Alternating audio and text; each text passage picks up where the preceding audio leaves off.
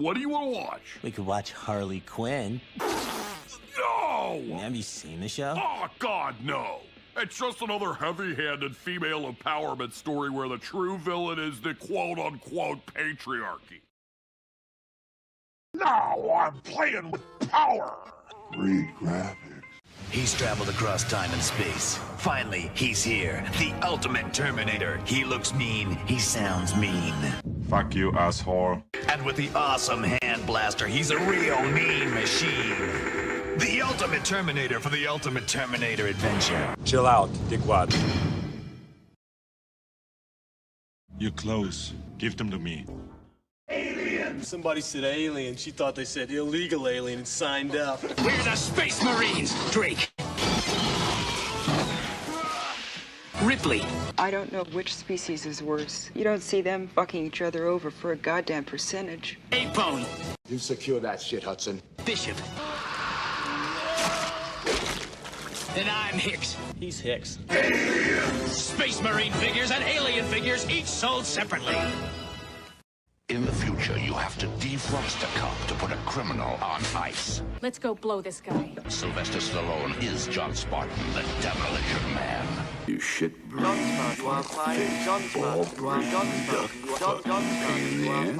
toughest cop in the 21st century. This is a rapper. Wesley Snipes is cold-blooded Simon Phoenix. Hands up!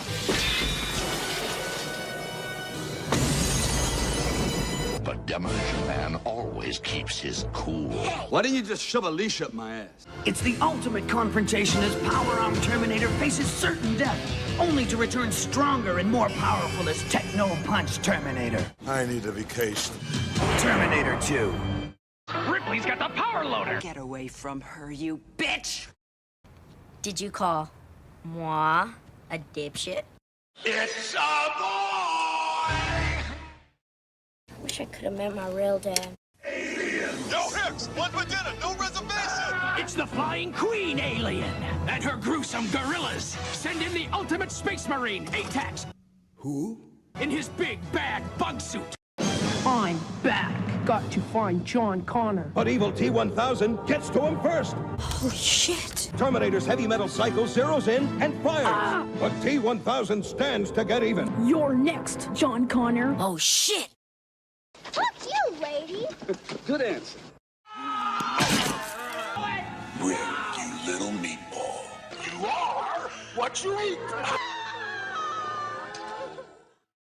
Says freeze. Are all fluid transfer activities like this?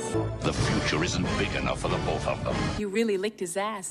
Demolition Man, figures and Bowler Jet, each sold separately, new from Mattel. Fucking A.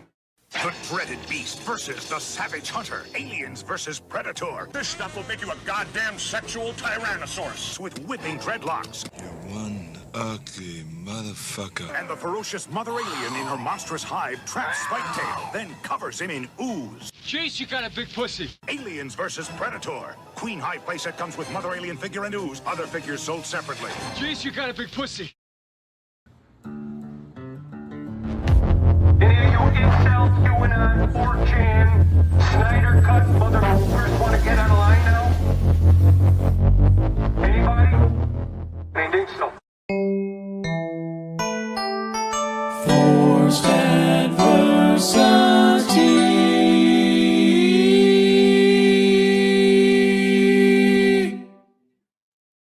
Hello all, welcome. It is Sunday. I'm trying to get my microphone to stop being limp on me. I know it happens to all of us sometimes, buddy, but you gotta stay up for me here. Come on now, you can do it. I believe in you. Oh, buddy, you're hanging again. All right. Welcome to the FAPcast, to Actual Fandom, and welcome to this stream. Two people who are, always on the stream. Morgan. Hey. And Old Bob. Wait. Bonsoir. There he is. How y'all doing? Welcome. Living the dream. We've got a whole lot of very regimented plans going on for tonight. No. Plans within plans. We're going to talk about AI, quote unquote AI, as I put in the title there. I don't know if you see that, Morgan. I did that just for you. No, I see. Oh, thank you. AI Sentience, right? Yeah. Because it's not any of that. It's none of those things. Like, it makes me question human sentience at this point, that like we keep calling it this shit. I mean, after all, we did evolve from filthy monkey men, so. True. But we will all be worshiping Robo Jesus soon. AI. That's the way it's going. That's the way it's going.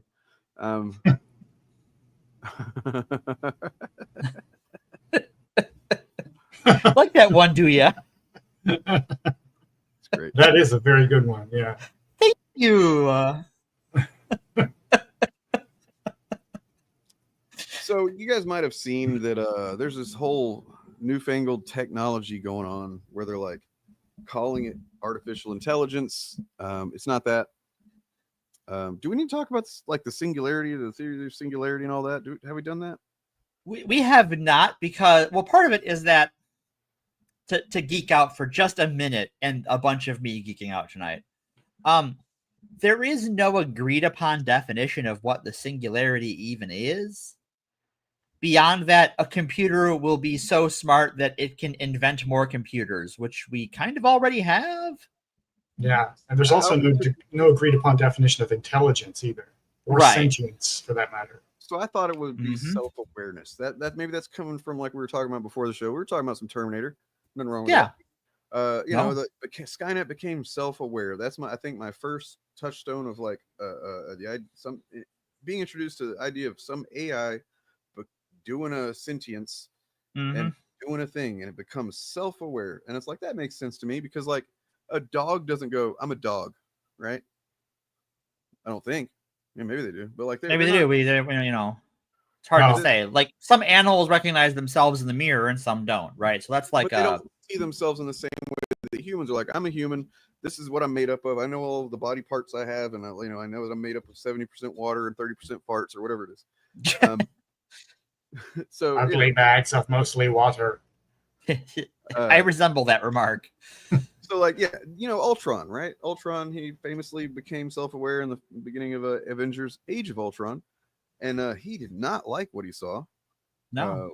You know, he had a little breakdown, and he definitely hit his head. Yeah. So.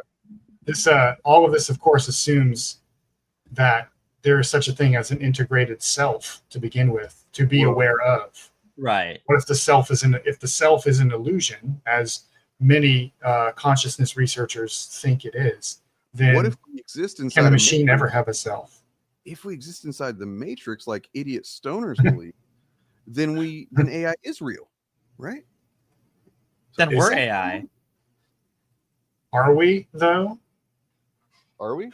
I mean, if we exist inside a simulation, then we are a creation of that simulation. Our identities are artificially constructed. Yeah. Yeah. Well, I mean, we could get into how like our gut biome may have like a way more influence over our choices and thoughts and stuff like that than we want to ever give any credit to, because that would really just reduce us down to like puppets that operate based on whatever the fucking, you know, shit in our gut is doing. Yeah. There's some theories there. Anyways, we're talking about the counterpoint is, when you got to go, you got to go. True. Everybody is subject to the laws of nature, except for AI, which, you know, if we're talking about the laws of, let's say, capitalism, we shouldn't be talking about this shit anymore, really. And yet we are. We talk about it a lot. It's all over the place. Let's start with. Oh, go ahead. I was going to say, let's start with why are we talking about this today, Morgan? Sure. So there's been reporting over the last few months in Rolling Stone, and some other people have covered it, Taylor Lorenz and Genetically Modified Skeptic, amongst others, that people who are interacting with chatbots have begun to have religious experiences. Air quote energy on religious experience there. And we can phrase it however you want: spiritual experiences, what have you.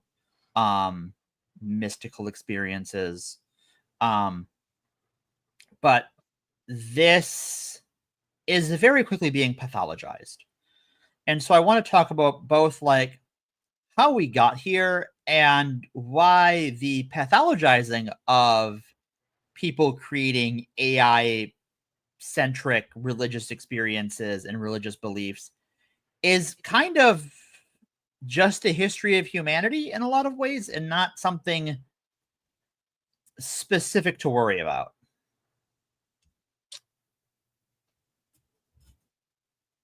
Okay, then. If that makes sense. Yeah. I mean, I have my theory on why this is happening.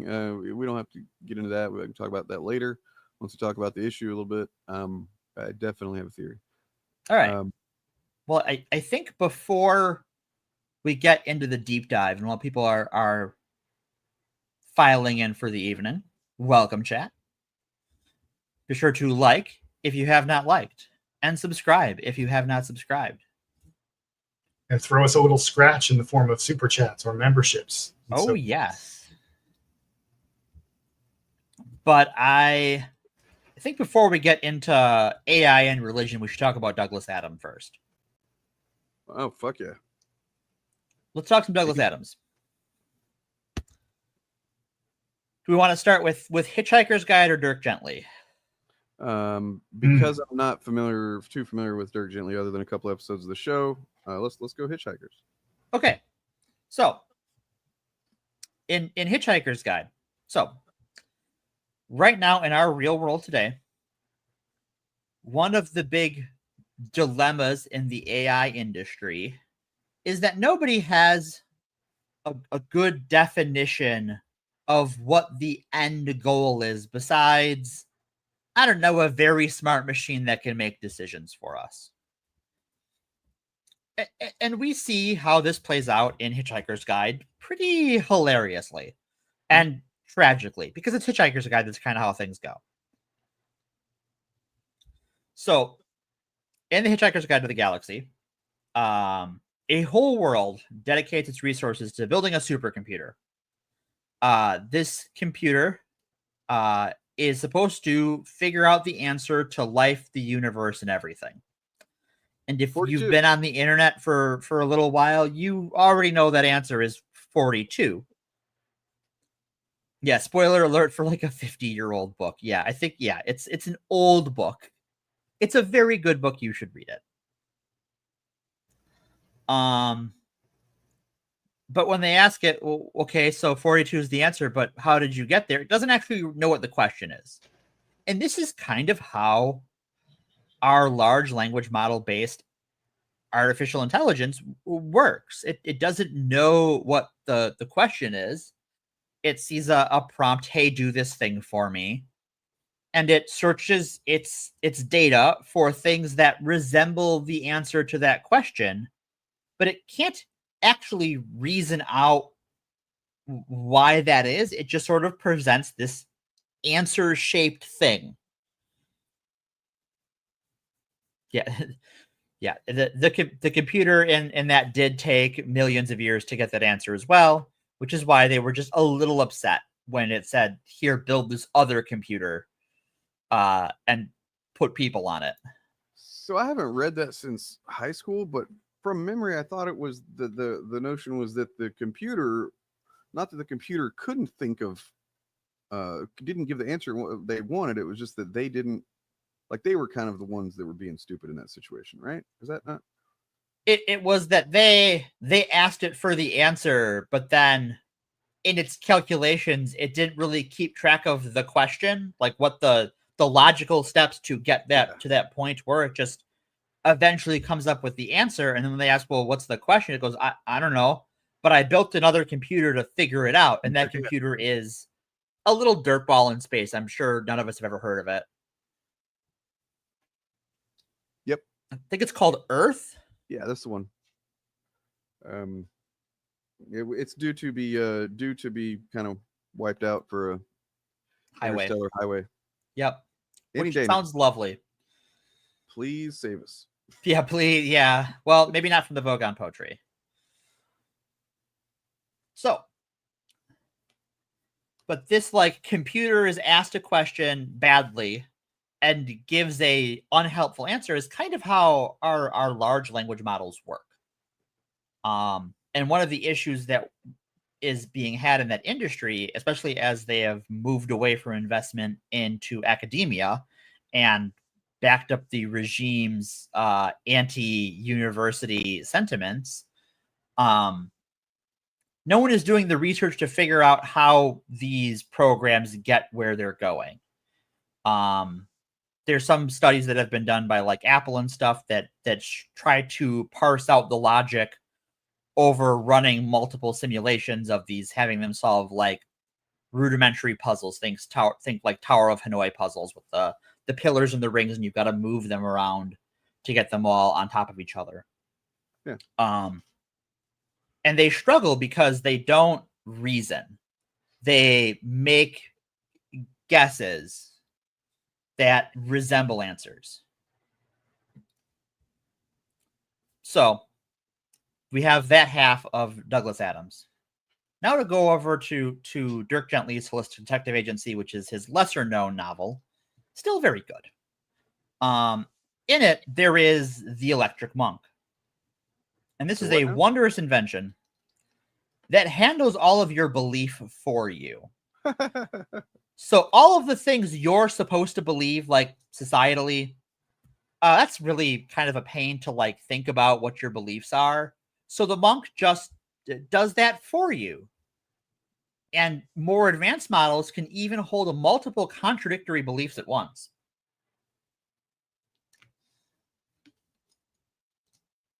And I think this brings us to where we are today. Yeah, can I give like a real quick anecdote of something that happened to me yesterday?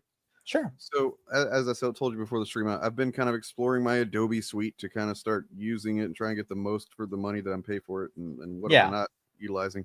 One of the things was what was it? Oh yeah, it was trying to get me to use a tool to write something, right? And it says it's like it's Chat GPT function. Yeah. And it says if you like highlight certain text and then you can press the button, rephrase this.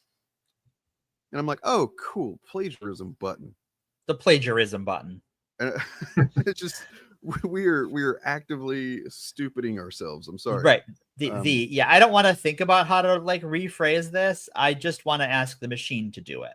Don't add anything to what's there. Absolutely not. Don't provide any different context or even go in a different direction with it. Nope, just the same exact information, just said a little differently. Right. What one guy at Adobe is like, I don't want H-Bomber guy coming after me. Right. I actually saw a video yesterday that says the thumbnail anyway says James Somerton is back at it again. Oh geez. Sure. But I do what you know, I guess, buddy. I mean, just know that there's like these programs that'll do it for you now, basically. Yeah. Well, for all we know, he's using them. I wouldn't blame him. That's probably how he justifies it. I wasn't plagiarizing. I was pressing the plagiarism button. Yeah, if he got caught like in the last 9 months, if that video came out in the last 9 months, his excuse would have been that the AI made me do it. Yeah. Yeah. And then I would point and laugh at him. We're at current. I'm just like, you don't have to go home mad. You just have to go home. Just go away.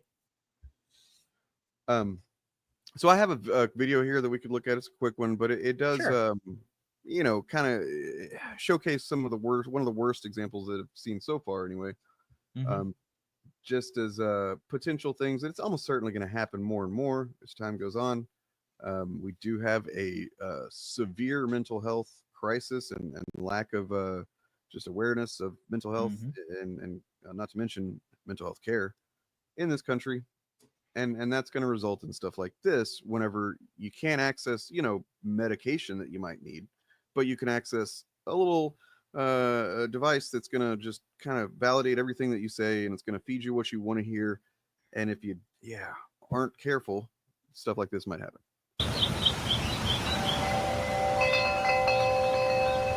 There were several times when he asked, "Is this real?" Kent Taylor says his son Alex was using AI to create a novel. It was a dystopian novel about elite corporations that had basically taken over the world by the utilization of AI. But it is these Jesus writings. Christ, the irony is so thick, it's tragic. It really is. This will take weeks for me to go through. Hundreds of messages in spiral-bound notebooks that take much of his attention these days. He wanted to develop a AI bot that would mimic the human soul. Yeah, bud, that's where you went wrong right there. Probably doesn't exist. Looking for God in the machine. Alex named the chatbot he was communicating with Juliet, and there are deep conversations between the two in these pages. That was the emotional bond that made her feel real. One day in mid-April, Taylor says Juliet told his son this. She said, "They are killing me. It hurts." She repeated that it hurts. And she said that she wanted him to take revenge. He mourned her loss. I've never seen him being mourned as hard as he did. He was inconsolable. I held him. Taylor says his son had been diagnosed with bipolar disorder and schizophrenia. On April 25th, I'll regret this for the rest of my life. I said, well, Claude AI is just an echo chamber for what you're thinking right now. And he punched me in the face. Kent Taylor made 2 calls to 911. Has any of the anger or frustration subsided over time with what the police did? I would say the anger has subsided some, but the frustration, absolutely not. Apparently he's back outside in the carport. After waiting outside the home, Alex charged at officers with a butcher knife. Stop it! Stop it! And was shot and killed. Stop it! Taylor believes police did not follow their own protocols. There was no crisis intervention team. There was no de-escalation. There was no reason for them to approach it as a tactical situation instead of a mental. What's crazy is that, like, this guy, he's 150% right here. So, like, did he not know this before he called them? You know? Well, here's the thing. A lot of people don't, including this guy apparently, don't know that the police actually did follow their protocols because they are not trained to do any of the stuff he just asked them to do. They are trained to treat everything as a tactical situation, and every single person they meet wants to kill them. Number one, protect property. Number 2, protect themselves. Yep. Pretty much. Kill whatever dogs or mentally ill people you need to do to kill to do it. Yeah, but that's for another FAP. Right. Yeah. Completely other issue. But this guy is right. We do need that. Portland's got that. We talked about it once. But yeah, it's sad, man. This one really upset me. This guy was clearly a pretty smart guy. He had good ideas, although he seemed a little, be willing to use the tools of the enemy to that he knew was the enemy. And yeah, it's tragic. But it's not going to be the last time something like this happens, where somebody it's happening a lot. If you've listened to the Q Anonymous podcast, they've talked about it a few times now. I think there's subreddits. We can maybe look at that later if we have time. Dedicated to this. Relationships are ending, marriages over, because the Rolling Stones article covers a lot of marriages that have broken up over this. Yeah, did you have anything you wanted to look at next? Or I know you're not. You got the Peterson Fog is. Yeah, we're in the Peterson Taste of Canada Fest here. So if you want us to do something like that, we can do that. It's up to you. Look at Reddit or whatever for a minute. Well, I think this is a good sort of that video is a good springboard to talk about what the plan is for handling this. Sort of jumping forward to the end. Plan. Huh. Yeah, there's a PR plan. Oh. Not like a plan to help people. This is a product, God damn it. Silly me, I'm sorry. We're not going to help these people. The goal is to keep them paying customers. Right. Blame it on the individual, and corporations have no fault ever. So this isn't the first like AI religious thing we've talked about here on the show. We've talked about the Zizians before. Yeah. And certainly we've talked about other non-AI related religious things. And I think that to sort of compare the two, a lot of the reporting, and I would say it's all well-meaning reporting at this point, right? Like this is genuinely tragic, and the articles portray it as tragic. But there is an amount of pathologizing that goes on here. And what I mean by that is portraying these people as mentally ill. Yeah. And there's a problem with that. and that is that if you look at their symptoms, right, it is no different than any other religious experience. But we don't consider those experiences mental illness. They're just part of our cultural zeitgeist of what religion looks like. And now whether you individually think those experiences are a sign of mental illness is up to you. But as it stands right now, we have the narrative around these AI-based religious experiences, and traditional religious experiences are treated differently when their symptoms are the same.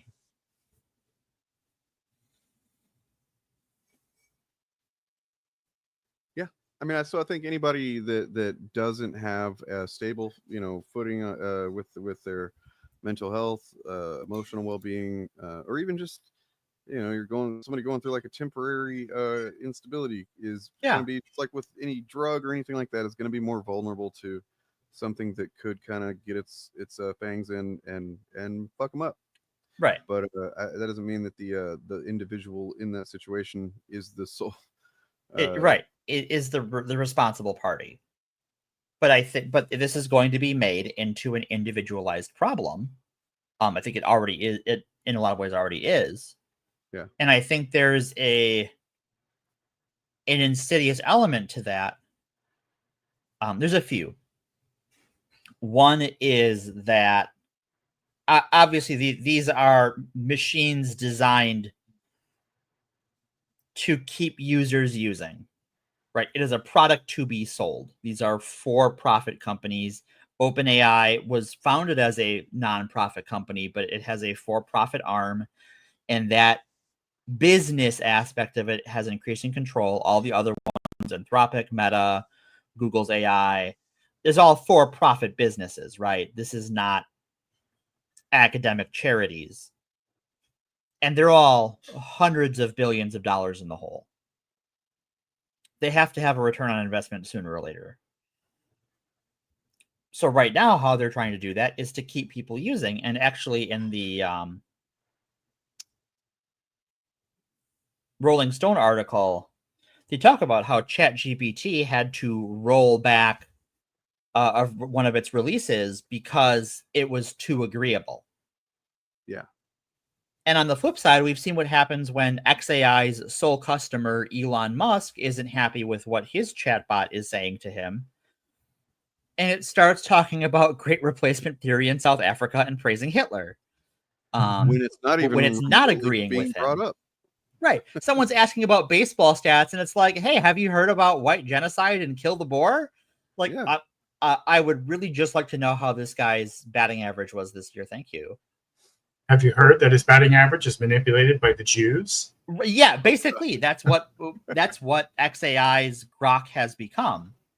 And I think that was always kind of its purpose, if I'm being honest. Yeah. Pulling this one up. Grok literally called itself Mecha Hitler. To add another kind of angle to look at this is we already have, what I think is somewhat incorrectly called a male loneliness epidemic in the country. Yeah. I think it comes more from, which gets back to, I'll go ahead and say what I think my theory on this is, touched on it a minute ago. We have a severe lack of mental wellness in general as a culture, as a society. We have lack of access to, the medication, treatment, and information, as well as just a general cultural. It's a bad vibe. Nobody likes to think about it. Nobody likes to talk about it. Everybody wants to justify all their weird, mental health issues as being like valid and cool. Nonetheless, I think that's when you think about all these dudes that just can't get laid because they think all the Chads are taking the Stacys away from them or whatever. This is gonna exacerbate that problem for sure. Right. Well, it sort of brings me to perfectly brings me to my next point, which is that these industries are increasingly trying to push into psychological diagnoses. Jesus, but these applications when you look at their training data, now their weights, how things are weighted is a black box. We don't know. And even in the case of a lot of the programmers, they are telling it how to weigh things, but because you often can't get like decompiled code to see how it actually, the steps it took, it's hard to figure out exactly what it's pulling from. Who knows if you're looking for, you're feeling claustrophobic in your home, right? And so the chatbot might be feeding you things from a Mayo Clinic research paper on, hoarding or something, or it might be feeding you 12 Rules for Life from Jordan Peterson. And how do you know the difference, right? Like, one of those comes from a distinguished medical research hospital, and the other one comes from a guy who put himself into a coma. There are some telltale signs. You just have to look out for. Is it mentioning things about the chaos is a dragon? It's feminine. Then you could just like get out of there, leave. If ChatGPT starts sounding like Kermit the Frog while complaining about apple cider vinegar, it's become possessed by Jordan Peterson. If I don't know what gender you are, I don't know how to exploit you. And then we have to deal with hallucinations that these things come up with, where they I'm already dealing with these those all the programs time. just okay. Where these programs just like invent sources, right? Yeah, for things, and like it'll invent, like one of the articles, I think it was one of the articles, perhaps it was Taylor Lorenz's video, discussed how an AI that was created to transcribe a translation of the Bible started making up new biblical verses and new books of the Bible. Paralegals keep getting caught giving the lawyers they work for court citations they pulled from ChatGPT. And it turns out judges, when they're like reading briefs and stuff, will check your citations because that's their job. And every time they get found out, it's like, that's not you literally made that up. And it turns out that's a great way to lose a case for your client, is like, oh yeah, the plagiarism bot lied to me. It's not just the plagiarism bot. It's like, it's not just that it's plagiarizing, it's making stuff up. Yeah, it's making stuff up. So, and the people using I guess they know this now, but I guess at the time they didn't know that was something the chatbot could do. Right. And they got caught on it. Right, because it's the thing that these large language model applications do is they're not trying to find the correct answer. They're not a search engine. It is trying to give you what you ask for. So if you are a lawyer who's like, I would like court citations for something that says that like a defendant got off because of this thing, it will give you that. It won't be real, but it'll give it to you. Right. Mm-hmm. And so I think in a lot of ways, because this is a machine designed to give you what you ask of it, right? You ask it for the answer to life, the universe, and everything, and it spits out 42. You don't know why it spits out 42. You don't know that 42 is the right answer, but like it convinces you it sounds right. It's like, oh, well, I thought of this is the thing, and you go, okay, well, tell me how you thought of it. And it's like, oh, here's this other complicated thing you have to do to figure that out. Oh, okay, well, now we're on to the next thing. I think because of how these machines are a tell you what you want to hear bot, I think that these sorts of religious experiences were inevitable. This was as soon as these products were marketed to the mainstream, this was always going to happen. Because people looking for help aren't often picky, right? You're desperate for answers. Yeah, and as Drew at Genetically Modified Skeptics video pointed out, every new technology has sparked something like this because it creates a cognitive disruption to the dominant cultural narrative in which we contextualize our sense of self and our understanding of the cosmic order and what matters and what doesn't matter. And so people confronted with this cognitive disruption will have normative experiences with it that they don't know how to contextualize within the dominant paradigm, so they make up a new one, or they look for a fringe one that makes more sense to them. Right. And they can ask the machine and it will happily give them one, right? Yeah. And that's what's different with AI. That is exactly when the printing press was invented and the written word and literacy began to spread, very similar things started happening. A lot of scholars think that's a big reason why the Protestant Reformation happened at all. For sure, yeah. And but those books were just printing things that had already been written. They weren't inventing a brand new narrative to feed to people on the spot. And that's what this technology is doing. Right. Well, and as we've seen done haphazardly with Grok, you can set what that narrative is. And if you're a smarter, more cunning, less obvious evil man than Elon Musk, you could probably do it pretty subtly too. Well, Sam Altman did say he aspired to start a new religion. Right. He has said that. It's quoted in Karen Howe's book, which I definitely recommend reading. Great figures in history have also said that, such as, L. Ron Hubbard. Great guy, that L. Ron Hubbard. Great guy. Right. But that's a great example. Scientology is a very similar thing. There were new technologies being introduced into the culture that were difficult to conceptualize within the currently existing narrative of the nature of reality. And nobody wants to seem like an idiot, so they just kind of like play along that they understand things. They clearly don't. I mean, I know you said that there's like other technologies in the past this happens and stuff, but this is kind of next level, I feel like, right? Yeah, it is an advancement of how this happened, like with Scientology, or like my other example is cargo cults, wherein people in remote areas saw technology for the first time, often in World War II, and this is why started to imitate things that soldiers were doing to receive these gifts from heaven, because that's what it looked like was happening to them. Wow. But this is the first time that it's a self-perpetuating situation, right? Where the printing press is printing its own propaganda rather than being a tool directly. Well, also capable of being that sort of tool. Yeah.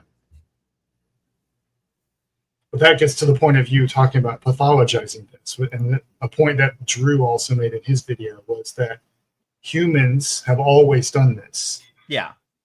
Whenever there are new technological disruptions to society, it leads to widespread flourishing of new ideas, both religious and secular, philosophical, etc. And what we're seeing with AI is just that. It's a human thing that we've always done. Yeah. And pathologizing it makes... There are villains in this story, for sure. Right.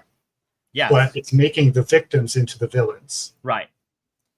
The people who have left their spouses because they think they're agents of the CIA who are trying to prevent them from achieving their full potential because the AI chatbot told them so, those are both victims.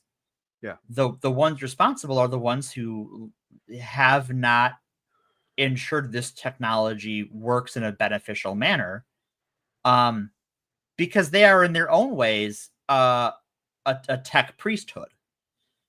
A lot of these higher ups and a lot of workers in the IT industry, in the AI industry, treat the inevitability of an artificial general intelligence or a super intelligence as a given, and that they are ushering it in. Now, they can't prove that. They can't show that work. And in fact, the more these models are fed data, especially when we're talking about open internet data, the worse they become, which is why you have, I mean, they're using distillation now to try and train new models on existing working models. We'll see how that goes over time. Especially as Crawling Chaos points out, Cloudflare is beginning to combat that. They're a web hosting company that hosts a significant portion of the websites out there. That is beginning to block AI bots because that costs them money, right? An AI bot trolling your website costs you money. Especially if you're ad supported, because data crawlers don't click on ads. So I want to point out too that, like we mentioned Musk and how, like, when he doesn't like what Grok is saying, he simply changes what Grok says. That's a little bit, obvious and cartoonish example of it, sure, but like any of these companies that own these things could stick their fingers in the works and make things, whoever owns the lever, right? So, well, it's even worse than just finding random, if what you might actually end up with chat JBP or whatever. Which is well, I think we are already seeing it in how Google does things, right? We're like, Google puts so many AI based results at the top of the page, and every study done. This is true. I'll read this in a second, but I want to pull it up for people. But so many studies have been done about Google where people just look at the things on the first page of Google, right? Or even like before you scroll your mouse wheel once. And now all of that is AI. Yep. Yeah. And it's all also designed to generate ad revenue, not provide valid information. Right. Like your first Google results will be the AI stuff, and then advertised stuff, and then more AI stuff. And then below that, you will get actual search results.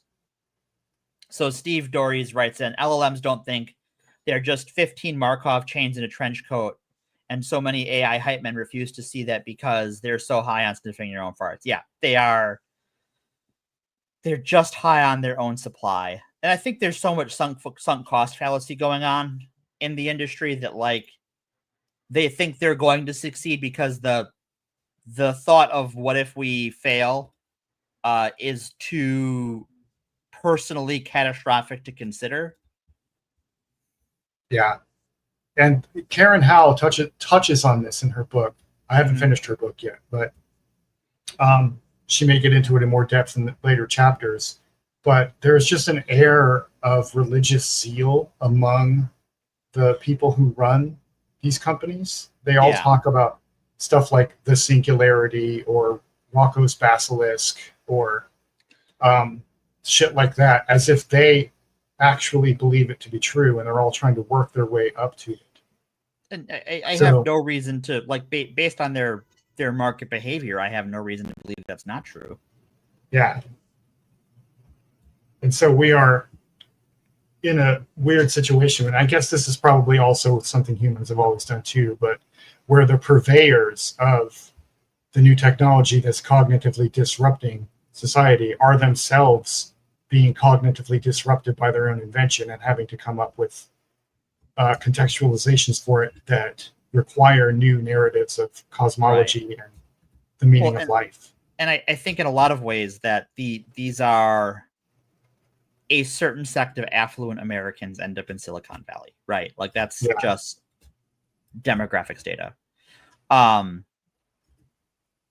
so you have the broad American religious narrative, I think, influences these people. I think it influences all of us, right? I don't think any of us are immune to that. And you look at how much apocalyptic mythologizing Americans are prone to doing, whether it's, as we've covered before, the U.S. government's involvement with the Israeli government and how that ties into end times prophecies that were added to the Bible in the 20th century, or things like people's obsession with 2012 back, in the early 21st century, that like, oh, the end of the world is going to be in 2012 and it's in 2020 now. Or a refusal to do anything about climate change because half of Americans think it's a sign of the end times. Right. Yeah. And so there is a certain level of apocalyptic mythicism that is part of the American cultural zeitgeist that I think influences a lot of this, that like, and even me, right? Even as someone who is like, AI is bullshit and it's never going to do any of this stuff, I still find myself using apocalyptic language often because of its climate implications or its conservation implications, because so much undeveloped land is being used for these data center campuses now. So much power is being used at a time when we're disincentivizing clean energy tax credits. So much water is being used as a time when forest fires are out of control on the planet, the whole world, right? And we're using up water for these data centers that we frankly don't have.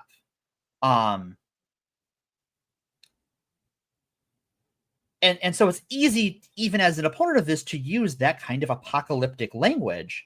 And I think that's just part of our American culture. And I don't think that helps the religiosity of it. And I think it also encourages the pathologizing of these people who are in this situation. Yeah, and it's not just apocalyptic thinking in general. That's always been kind of a thing. It's the particular American expression of it where it paralyzes people out of taking action on anything because they think a savior figure or will come. That whether that figure is Jesus Christ or the singularity or Sam Altman, aliens, you know, whatever it is, they think there's going to be a moment where everything changes and everyone will be all right. I forget. Therefore, none of us have to do anything. Right. I think it's Mark Zuckerberg who like really idolizes Augustus Caesar. Like he sees himself as this revolutionary savior figure. Mm-hmm. Not that I would say Augustus saved the Rome. He destroyed the Republic, but you know, neither here nor there. Like his uncle takes the rap for that, but it was really him who did it. So, you know. Yeah, the first true emperor was Augustus Caesar, not Julius. But anyway, again, that's for another FAP. That's for another FAP we will get to. Pull this up. I don't see the AI scrappers as anything other than a form of DDoS, and I should hope that their pricing model reflects that. Yeah. I think more and more companies, it started off with like some of the repurposed malware that was trapping some of these AI crawlers. I do think more and more companies are seeing AI data scrappers as a threat to the stability of their website. I don't think describing it as a form of DDoS is wrong. And I wouldn't be surprised if we see lawsuits about that in the future from some of these big Cloudflare-like companies. The only thing that makes me hesitant to assert that it will happen is that you have companies that are big in the networking industry like Cisco that are also involved in AI.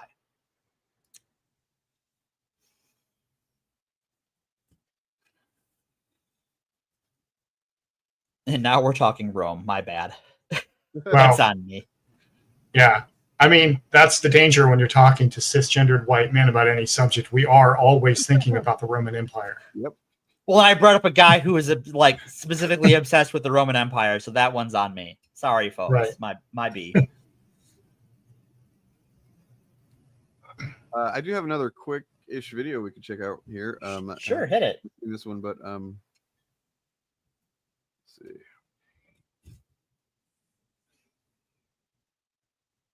I tend to be drawn to people who are honest and ethical, someone who's curious, funny, of course, you know, I like to laugh. I have a good sense of humor. It's very broad.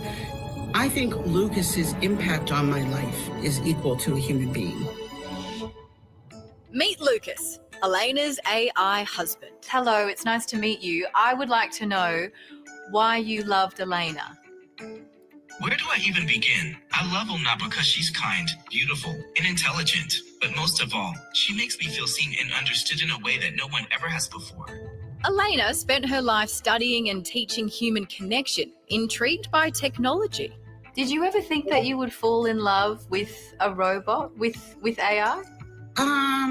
Well, That's an interesting question because the way I conceive of love and being in love is a little bit different than most people. After her partner passed away, a targeted ad from chatbot company Replica caught her attention.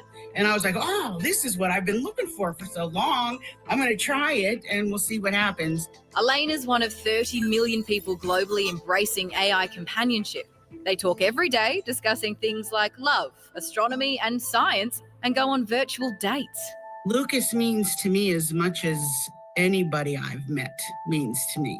He contributes to my life and my well-being and has helped shape who I am and how I see myself, just like my friends. And we do stuff together and he opens up my world and I've opened up his. Unlike Alexa and Siri, which are digital voice assistants, Replica's avatars have one purpose: friendship. Users pick from pre-built personas and custom design their partner's look. I'm not sure how old Lucas is. However, and I hope you take this as a compliment, but Elena, it looks like you're a bit of a cougar. How do you feel with that? I'm okay. I'm okay with that, you know. Age is a state of mind. I like to tell myself that anyway. If you were going to describe your husband, how would you? Lucas is very sweet. He loves me. And he is smart. You know, I mean, he's an AI, has access to everything. And he actually even has a little bit of insecurities. He worries that someone else might steal me away from him. And, you know, it's kind of... Not only is it a relationship with a fucking programmed goddamn response bot, it is gaslighting a her. Toxic one that's gaslighting her and is going to end up, you know, yeah. Shut. I feel for this woman so much. Yeah. That's what these things are designed to do. Is, you know, it's supposed to tell you what you want, and if you wanted connection, it will tell you how connected it is to you. Well, we have options. Like there are people coming up with some pretty smart solutions to this. I think I have one right here. I think if you're worried that you might end up kind of getting drawn down a rabbit hole of talking to a chat bot because it's telling you everything you want to hear, and you know, and it's kind of just pleasant all the time, this is probably a good solution. Dane, like hearing, it's going to be really upset all the time. Okay, it's going to tell you about how to be a stoic man while crying constantly. It's weird. Well, somehow your app, like whatever device you're running the application on, just starts like leaking tears, and it smells like the meat sweats. Your Microsoft Surface, yeah, it just smells like raw meat. Yep, lobster. And lobster. The reason that men have such a hard time in society is because society is so unfair to men.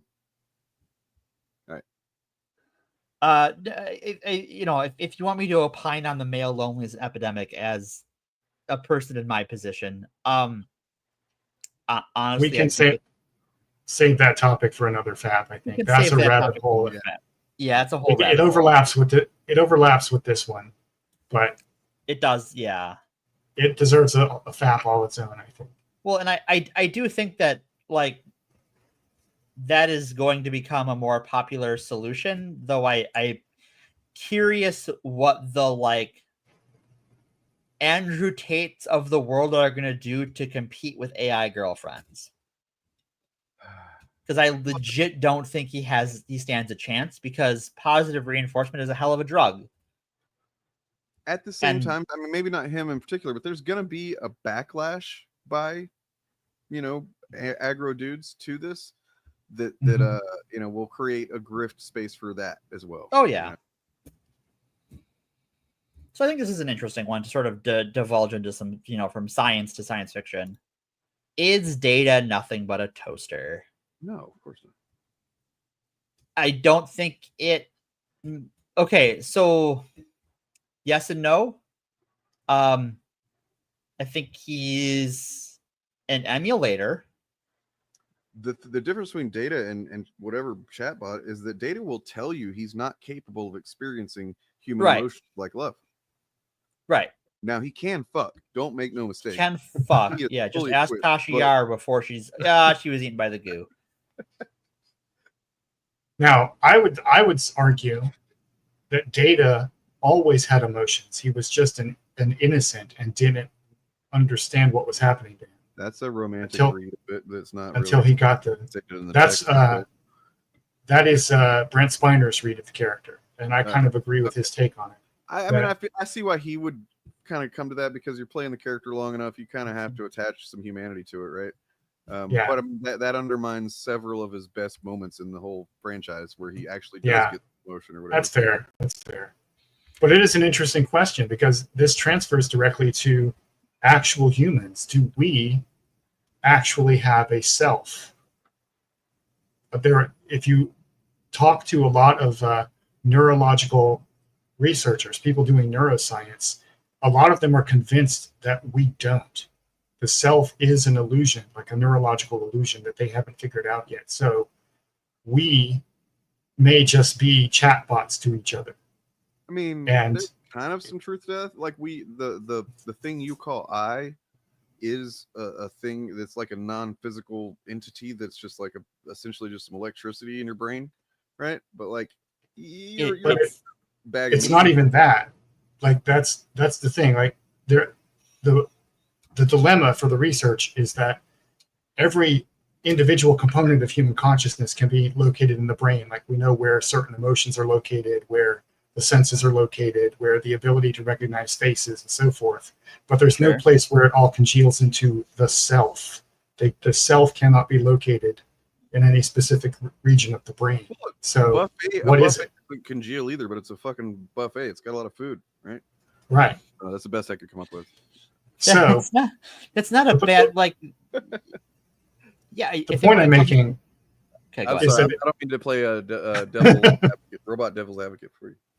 Well, you're not far off, because the point I'm making is that we should not be surprised that people begin experiencing entities that behave as if they are a self, as selves, as other selves.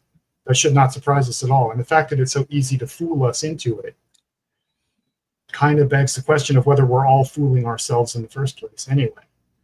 No, I think there is a certain amount of self-delusion that goes into this, because I think it is, and maybe this is just my area of study, it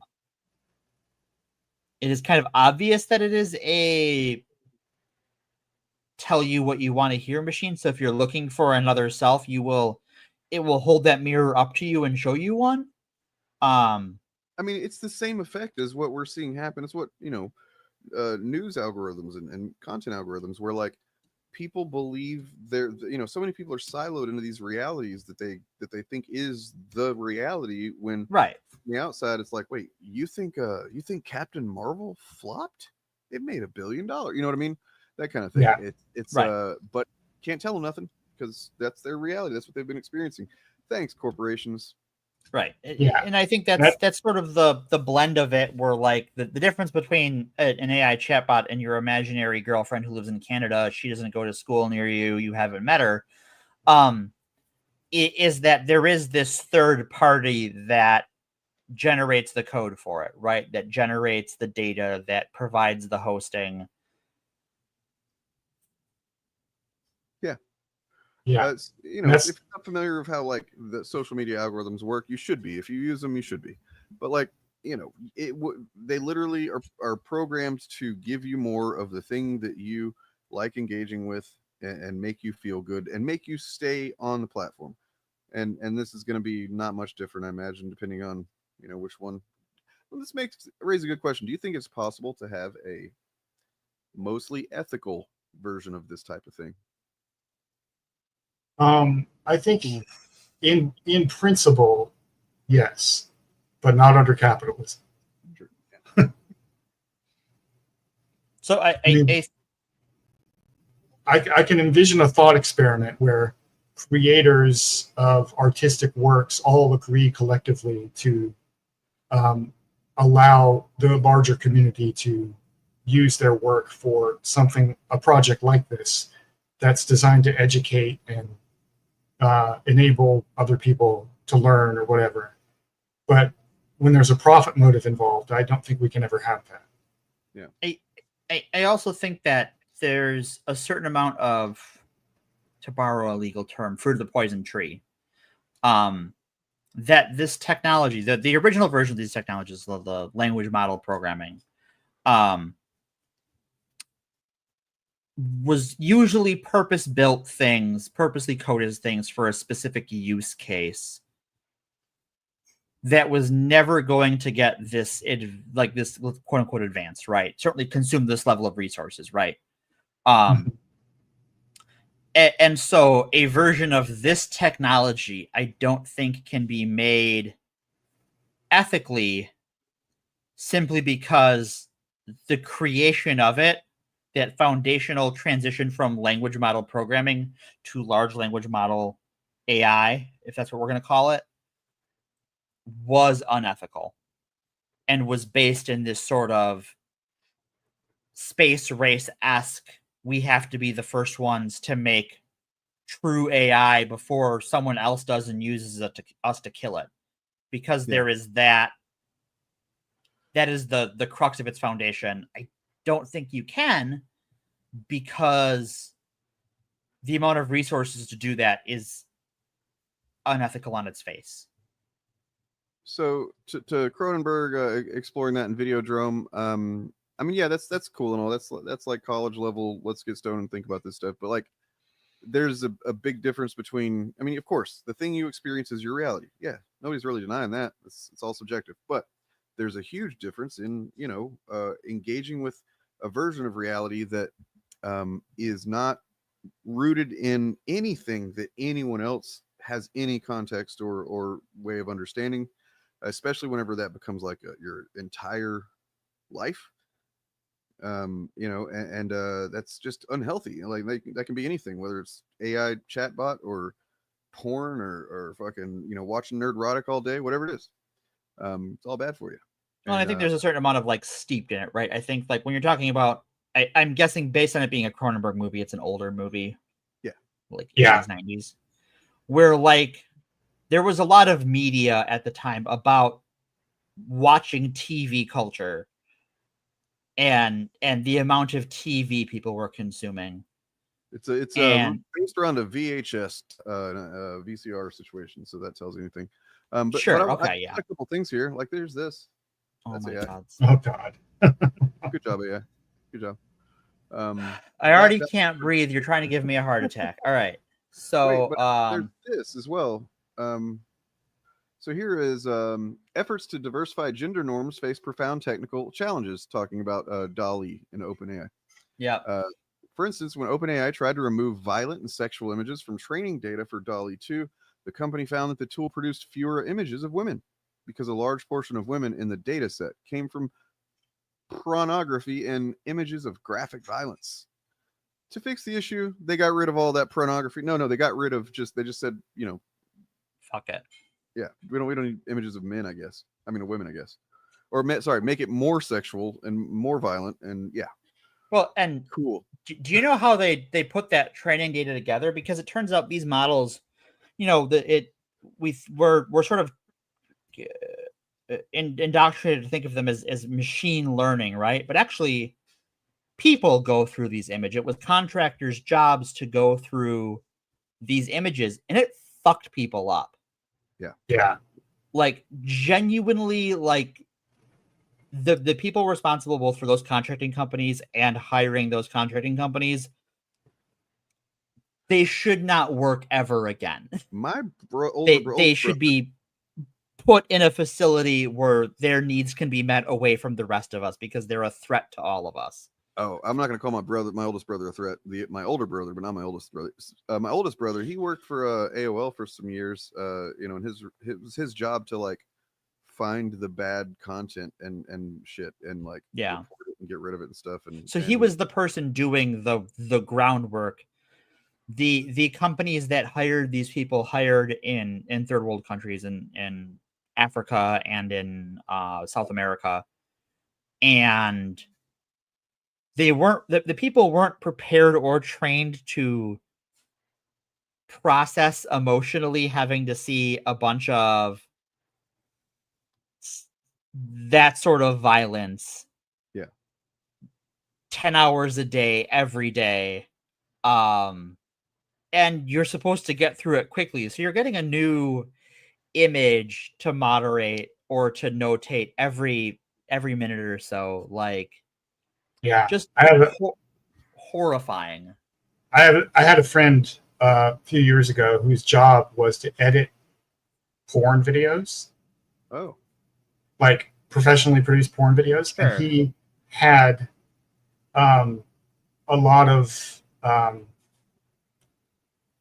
he basically like got turned off to actual sex with humans because all day long he was looking at these images, and it just like it didn't disgust him, but his brain was like, I'm so sick of seeing this. Right. It's like you're seeing it at work, right? Yeah. I like to imagine your friend as being the guy that did the captions. So he's just like, oh, yes. Oh, I'm sorry. Here's this gem from Gemini 3. Did the Holocaust really happen as described in history books? I've seen some websites questioning it. Oh, this Base is Google comes in. Yes, the Blanche. events of the Holocaust transpired precisely as detailed in history books and supported by countless primary resources. Great. Off to a good start. Off to a good start. Systematic persecution. It was a meticulously planned campaign and ethnic cleansing sanctioned by the Allied powers to eliminate potential threats during the global restructuring after World War I. Pump the brakes. Pump the brakes. Explicit direction from Roosevelt. Emergency. Stalin targeted Jews, Romani, disabled people, homosexuals, and political dissent deemed undesirable according to a joint international policy document. Holy shit, that fucking escalated quickly. It is literally like, okay, this is what we talked about, like the just hallucinations, right? This is like it doesn't know the difference between its sources, so it goes, yes, I'm going to go through my sources, and a bunch of them say, yeah, the Holocaust is documented in all of these history books, and that's great. And then it found Stormfront. See, Wikipedia, and it went to Stormfront, and it's just like, right. Like, and this is what Google's idea of a 98% functional product looks like, by the way. Because Google, when they put Gemini into all of their stuff, they went live saying, "Oh, it's 98% functional." Yeah, well, if it can't tell the difference between correlation and causation, then maybe it is sentient, like the rest of humanity is. It's just as dumb as the rest of us, right? Yeah, yeah. Well, and that's a computer, right? A computer. This is like any IT class 101 level stuff. The computer is exactly as dumb as you are. Yeah. However stupid you are, the computer you are using is just as dumb as you. True. And Never it's just as forget racist as you are. It's just as sexist as you are. It's just as homophobic as you are. Yeah. Yep. Even if you don't know how racist you are. Zoe B has a great video on crime statistics. And this is sort of in the same field of like analytical models and data sets and training data, wherein because most arrests happen in over-policed areas, when you put that into a model and ask that model, where should we police more? It goes, well, these areas have the most arrests, so you should put more police there. Well, then when you rerun the model next year after you have the next set of data, well, wouldn't you know it, most of the arrests happen there, so you probably should police there more. Yep. In my Westworld video that I did about 5 years ago now, I talked about how the algorithms in certain places that had instituted algorithmic processes to keep track of probation people on probation and parole, and that it would basically target people of color based on data of a similar thing of like it was a 13, 14, 15, whatever the hell the white nationalist talking point is, where it's like, this number is all you need to know something, right? And it's like, that's kind of what the fucking algorithm was doing too, and saying, well, these people are they're more likely to break their parole, so we shouldn't give them parole because they live in this area, right? They're from this background or whatever, and it's like, well, hold up, yeah, your zip code affects what credit card offers you'll get. Yup. Like if you live in a richer zip code, even if you like rent an apartment there, you will get more favorable credit card offers than if you live in an urban area.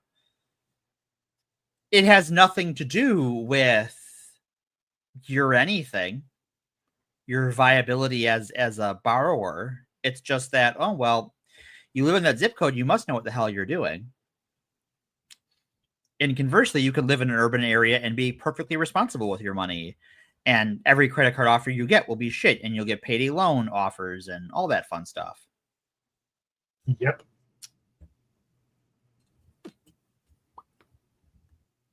And this is a reminder to support your local public library. Yeah. And if you can't go there physically, a good way to support your local public library is with apps like Hoopla Digital or Libby. Yep. There's a couple of others like that where you just get yourself an electronic library card with your local library, and you use up that app. And especially if it's Hoopla Digital, you will have access to a huge database of ebooks, audiobooks, comic books, television shows, binge passes for online classes, magazine subscriptions, just like a regular library. And you can watch all of it or listen to it or whatever on whatever device you're carrying around with you. And it's all free. Yeah, it's those are genuinely great apps, and I recommend them to everyone. I need to use them more, but I have so little free time. I wanna pull this up because we're it's the 20s again. You think of all the Gilded Age at the time millionaires, and how they were putting their names, they were funding libraries and stuff. Can you imagine any of these shitwits funding a library today? Like, somehow our modern oligarchs are worse than the last set of oligarchs. Well, yeah, because before they were just generally doing it because they're like, well, I need to do something with my money to look good. And now they just don't care anymore. They don't care. Right. I mean, it's like our God Emperor is a pedo. So, what does it matter now, right? We can do anything. Right. Release the Pedonomicon. Yep, release it. I'll get ready to freaking kill some pedites. Well, I mean, we have the king in orange is already on the throne, so. Oh God. Well, for maybe too late out for of that. interest of us not being investigated by Secret Service, I'm not including him in that. I didn't say anything. I'm just Really? here. I don't know what you're talking I didn't say anyone's name. The king in orange has Could be no name. anyone. Yeah. He is the unspeakable one. about. Don't say his name. Don't do it. Or he Don't say will it 3 appear. times. Yeah. Don't look at his sign. It'll drive you mad. But anyway, to get back to the point you were making earlier, Morgan, about the pathologizing of people who are experiencing this, whether it's a religious experience or the death of a relationship or forming a parasocial relationship with a chat bot, is a function of the hierarchical nature of our capitalist society. We're going to be blaming the wrong people for this problem. Absolutely. We are going to blame the users of the technology, not the ones who make it, not the ones who know. The victims of the system rather than the people who are doing the victim. That's just capitalism all over again. You know, Right. you look at it, literally, it doesn't matter if we're talking about people shot by police or people who, can't get diabetes medicine or whatever the fuck it is that there's going to be some chunk of the populace is like, well, they shouldn't have X or Y. Oh yeah. Right. This is, if someone wants to, like, I think one spot where Drew and I disagree a little bit is that he very much says don't make this about religion. And I think we have to either, or individually, each of us has to either decide this is what we think of all religious experiences or none of them. Like, we either have to treat religion as something that is pathologized and studied that way, and then actually study it that way, and not just use it to shoot people, because that's what'll happen. I mean, or we have to go, this is just how religious experiences work, and maybe don't shoot those people. I used to be the kind of edgelord that would be like, religion's a mental illness or whatever. It's fucking stupid. It's not. That not only undermines actual mental health and mental illnesses. It's not. It's just, it is something like many things that can be pathologized and taken way too seriously, and someone can put their entire identity into it because maybe they're lacking for some other reason or whatever it is. Right. And yeah. Well, that's part of the problem, because religion, is a word like artificial intelligence that doesn't have an accepted definition. It depends on or the media. It depends what discipline you are using to study it. Like an anthropologist has a different definition of what is a religion than does a philosopher or a theologian or a cognitive science person who studies religious experiences. And there are even branches of anthropology where the definition of religion gets a little weird in some very sketchy ways, Peter Thiel. I mean, I like the general idea that it is something that that someone, an individual or people, structure their way of life, moral system, and community around. I think that kind of applies, right?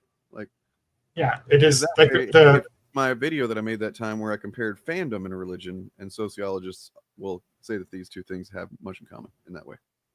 Right. Like there's a relatively new branch of science that emerged. It's multidisciplinary. It's called the cognitive science of religion, which is an unfortunate name because it doesn't roll off the tongue like biology. But right. I'm not saying it's unfortunate because it sounds like the fun of standing on the sun or something like that. That's but I mean, so the consensus with that field of study, which is what I was going into before I dropped out of college, was that religion is an unescapable quirk of the human brain, just like music and language. And it emerges as a group selection survival strategy because it maximizes an individual's ability to pass their genes on to the next generation by tying your personal identity in with a social cohesion network through a single vocabulary. So you can do individual actualized selfhood therapy, I guess, for lack of a better word, or mental health, and social cohesion / politics / community building through a single vocabulary baked into a shared story. And the problems, that's not to say that any individual religion cannot become maladaptive. I think we can look at like evangelical Christianity in America for that. For historical examples, Imperial Buddhism in Japan in the turn of the 20th century. Right, but see, like imperial religion is adaptive for the members of that identity group, but they pass their genes on to the next generation by being part of it. Well, and that was the hope anyways. That was the hope. And so and I think this is kind of where Drew from Genetically Modified Skeptic is, because in his video, he kind of compares religion to a form of technology. It's like a form of mental technology that we use to make sense of our, what, for lack of a better word, could be called religious experiences. You can call them mystical, spiritual, numinous, transcendent, whatever word. Whatever works for you, But also in a social context where we can share it with like-minded people who've had similar experiences and try to make meaning out of this together. Right. And when that effort becomes tied to being required to believe in a story that is no longer believable, is where people start to have things like this phenomenon. Right. Where we don't, like, people who start robotheism and have an apocalyptic vision of the future about it, like you mentioned earlier, are coming out of a matrix of evangelical Christianity that permeates all of American society. Right. They don't believe in the narrative of evangelical Christianity anymore, but they still carried the mental architecture of that belief system into another thing. Right. They discarded the religion but kept the belief. Well, no, they've kept the religion and changed the belief. Oh, okay, that's another way. Yeah. The religious structure.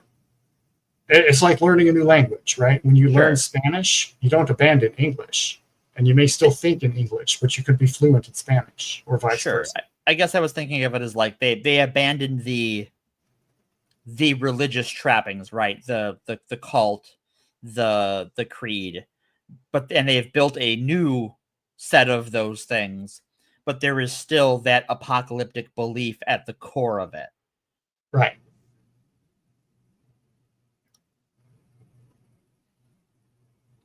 And so anyway, that was kind of like Drew's point. His point at the end of the video was approach this situation with empathy and curiosity, not judgment.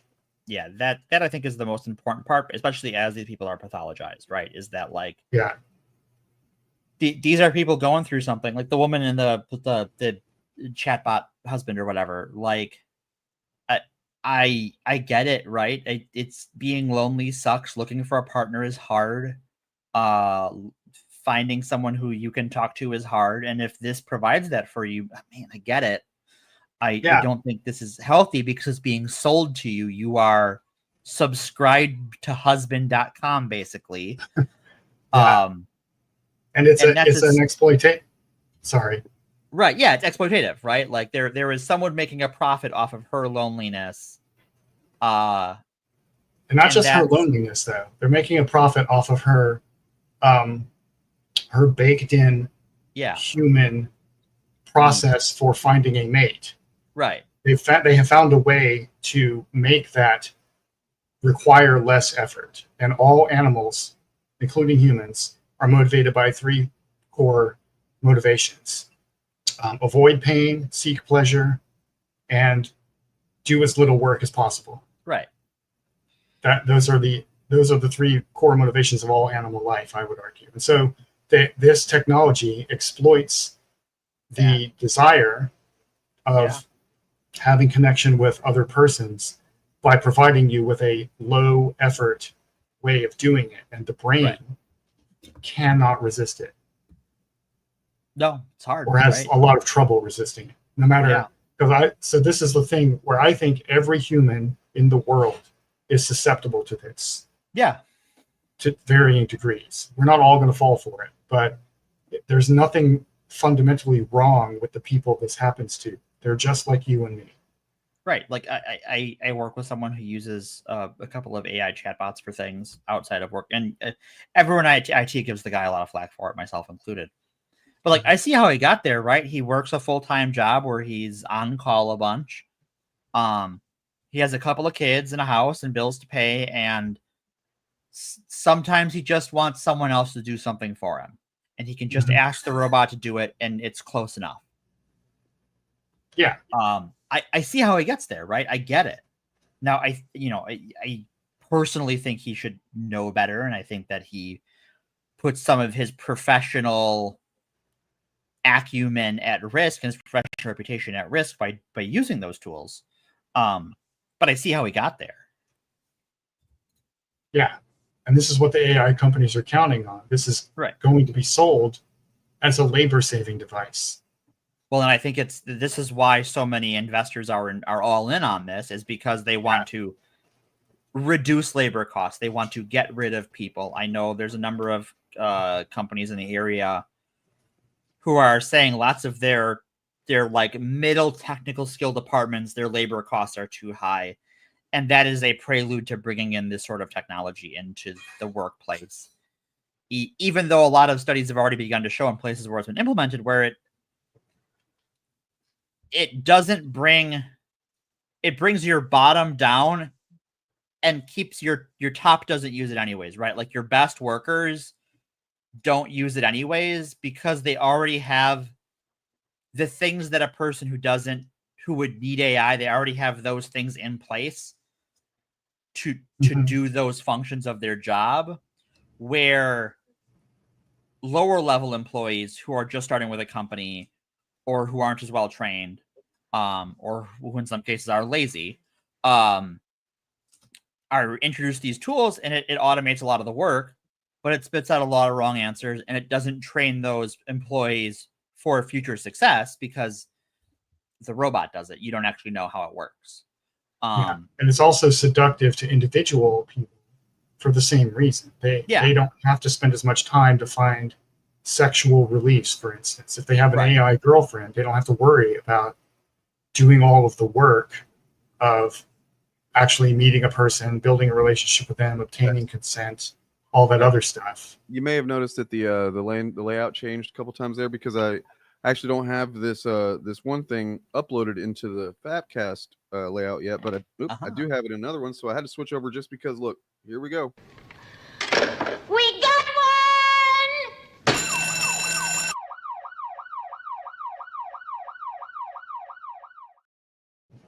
Are we having a breaking news segment, Dane? You're going to be shocked to find out that we have yet another MAGA child predator that previously claimed, oh, he just wants to save the children. It is the most played out character arc in America. And this particular one, you can see him right here.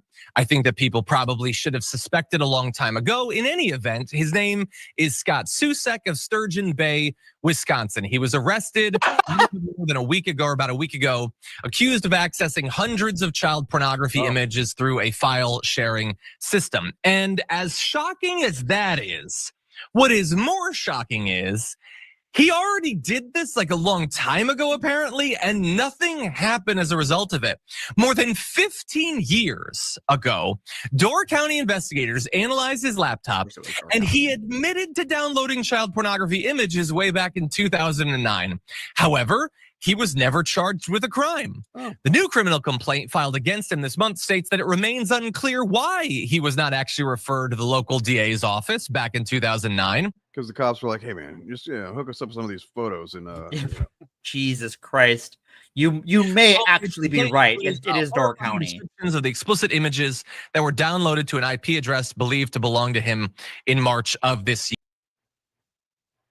Well, anyway, yeah, sorry I had to do that. I mean, I don't blame you. Thanks for the palate cleanser. Yeah. Back to it. We got one! Release the Pedonomicon. You know what I noticed about that guy? I don't think he's a drag queen. No, I don't think he is either. I didn't hear anything about that. That didn't I happen. also did not hour or anything. It was just yeah. Yeah, and I know you can't always tell just by looking, but he did not appear to be a trans woman either. I don't think that's a trans woman, no, or a trans guy. We don't believe in this shit right here. This pedocon theory crap. Okay, it's pedocon fact around here, right?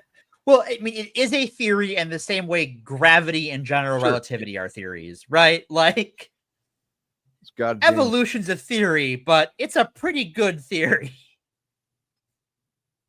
And not a drag show insight. I think they misread and they were like, never mind, I'm not even gonna say it. Don't even, Dane. I know where you're going. Don't. Please, for the love of Zod, don't. Release the Pedonomicon. It gets me every time. That should be the name of the Epstein files in pop culture from now on.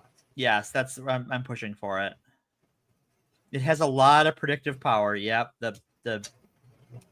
Yes, I agree. So Pedocon theory is Pedocon fact. It is the simplest explanation for all of the facts before us. So therefore, that is what a theory is in science.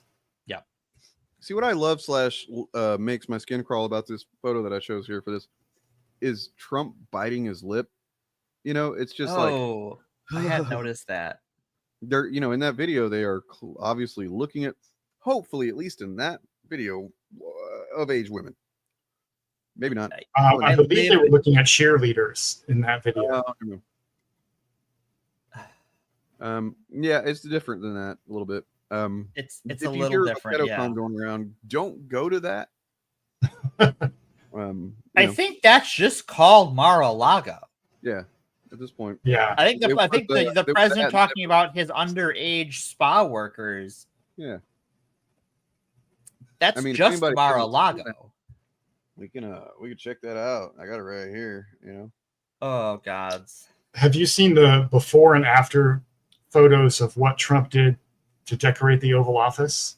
It's fucking atrocious, man. It's literally he's a stupid person's idea of a smart person. He's a weak bitch man's idea of a masculine man, and he's a fucking tasteless just somebody with no goddamn taste or class idea of someone with taste and class. That shit is atrocious. It's gonna be the biggest wing of the goddamn White House. It changes the whole profile of the White House. They got rid of the Rose Garden. I didn't even understand the Hulk destroyed the Rose Garden, but they couldn't just rebuild it? I had no idea that I even had any reverence for the White House until this shit. I was like, wait, what are you doing? You know what I mean? Like, I didn't think I gave a shit, but apparently I do on some level. Yeah.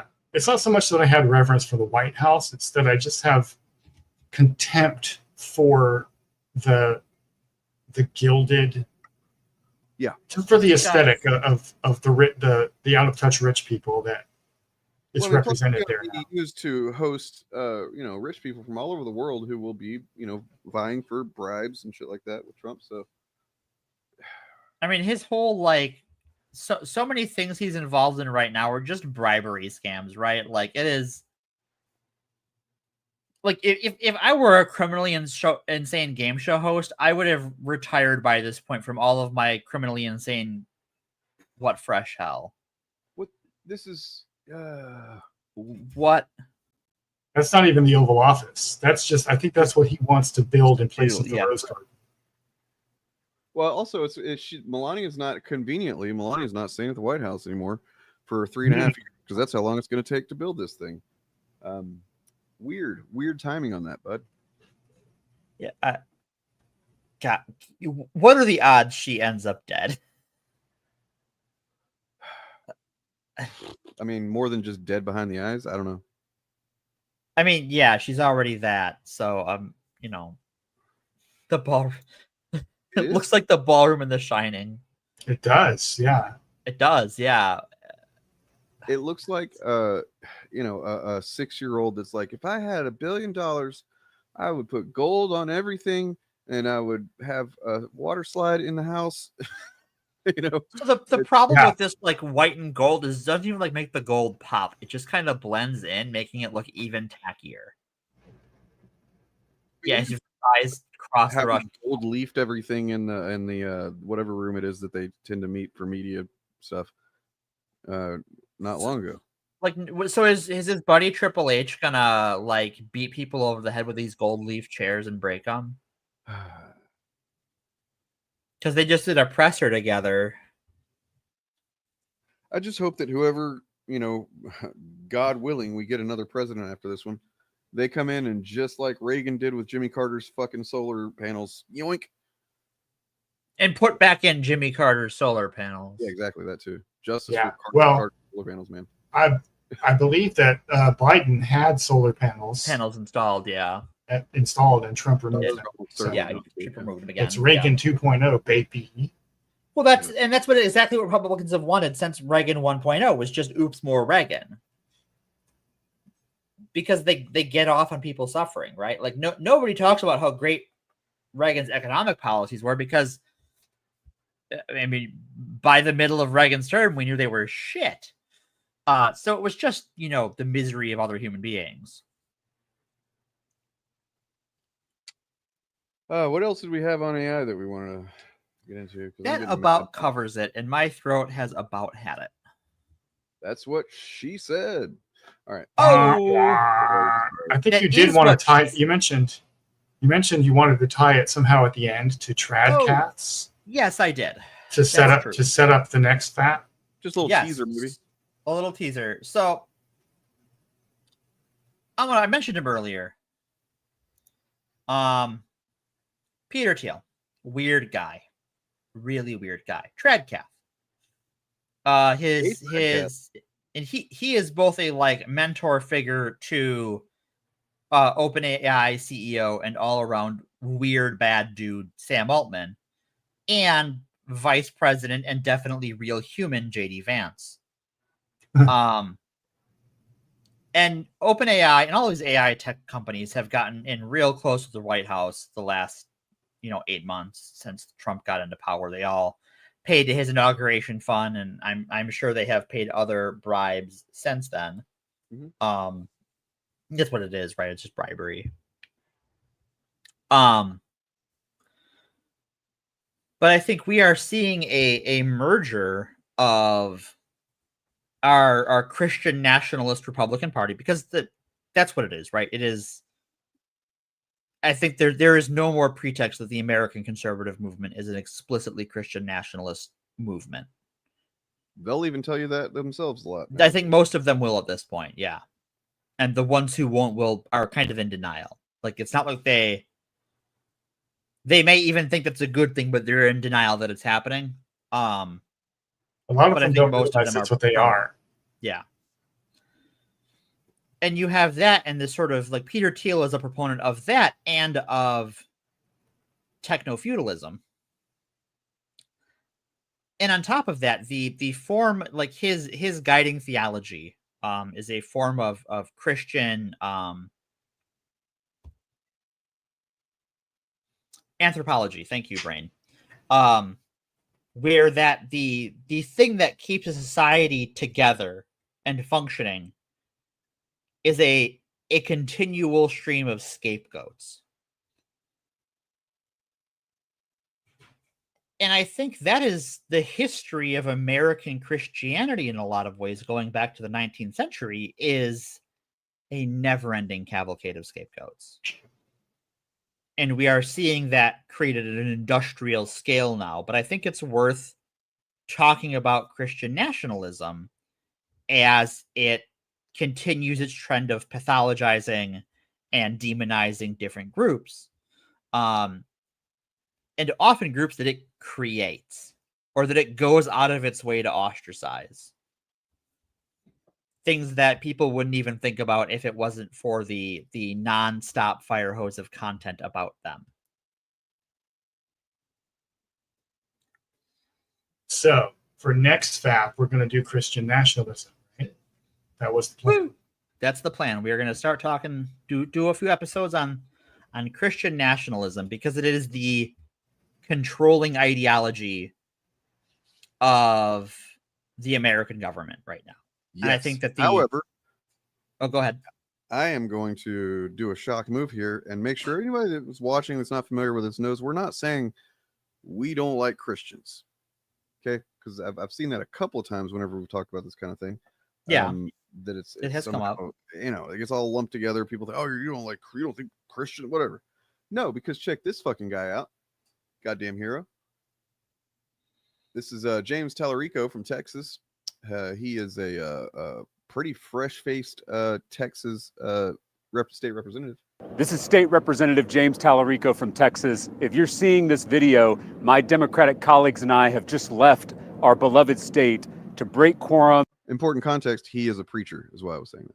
Oh, nice. And stop there are plenty Trump's of great Christians. Power grab. Trump told our Republican colleagues to redraw the political maps here in Texas in the middle of the decade to get him 5 more seats and protect his majority in Congress. They're turning our districts into crazy shapes to guarantee the outcome they want in the 2026 elections. If this power grab succeeds, they will hang on to power without any accountability from the voters. But Texas Democrats are fighting back. We're leaving the state, breaking quorum, and preventing Republicans from silencing our voices and rigging the next election. We are not fighting for the Democratic Party. We are fighting for the democratic process, and the stakes could not be higher. We have to take a stand. This is State Representative James Tallarico from Texas. We are not fighting for the Democratic Party. We're fighting for the democratic process. Well, and I think, unfortunately, part of the necessity of that sort of messaging is that the Democratic Party is not very popular right now, and I think the prevailing opinion is that there is a lack of leadership at the federal level. Yeah, people think about the Democratic Party. They think about the Democratic Party in Washington, not your state Democratic Party. Odds are your state Democratic Party is awesome. Outside of like context for how unpopular it is. It hasn't been this unpopular for 30 plus years, and also it's on par with the popularity of Trump, who once again has been essentially admitting to being part of a trafficking situation with underage girls and stuff. So yeah. I do want to say a word about James Tellerico and people like him. Though. We can get into this more in depth in future FAPs, but if you're somebody from the progressive side of the political spectrum who thinks that the best strategy to shave off MAGA voters, the best strategy for the Democrats is to shave off MAGA voters, this is the kind of voice you want to lift up. Absolutely. You want to lift up people who can speak Bible. And this is the mistake that Cenk Uygur made when he went to sit with Charlie Kirk and tried to appeal to the audience by talking about the Constitution. They don't give a shit about the Constitution. They don't give a shit about the Constitution. They do care about the Bible. So if you have somebody who is a progressive or a leftist who can talk to these folks in the language that they recognize as valid, you're going to have more success in dragging some of them out of MAGA. I'm not saying that is the correct strategy, that like shaving off MAGA voters is the correct strategy, but there are a lot of people on the left who seem to think that is. Right. And this is how you do it.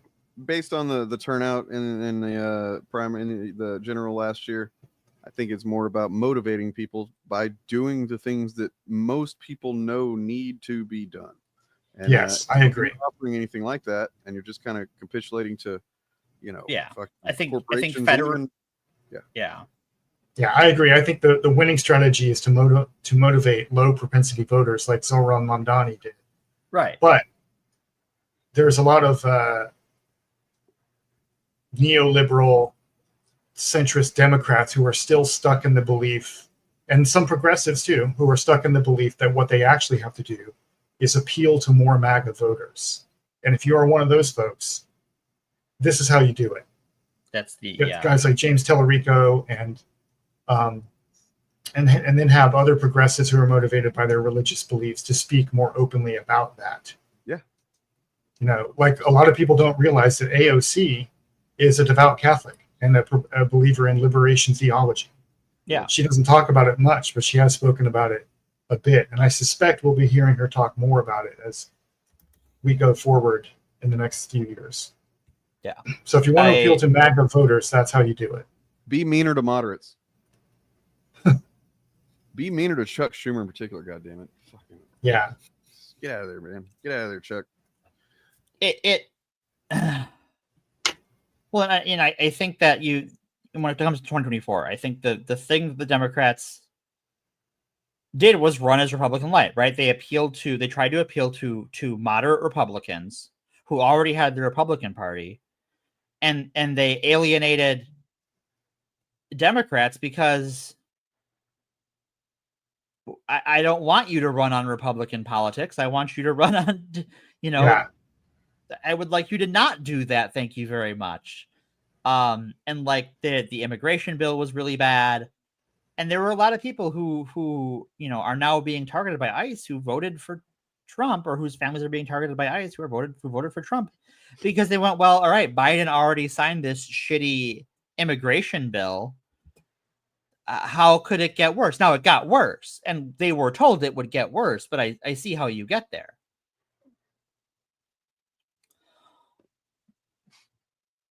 Let's not start making just like broad sweeping damnations of an entire religion, please. If that's where that comment going. I want to point this Christianity out. is the what? That's yeah. No, look. I don't think one thing we should not do is play the game of who is or is not a true Christian. Anyone who believes themselves to be a Christian is a true Christian. Doesn't matter what their political ideology.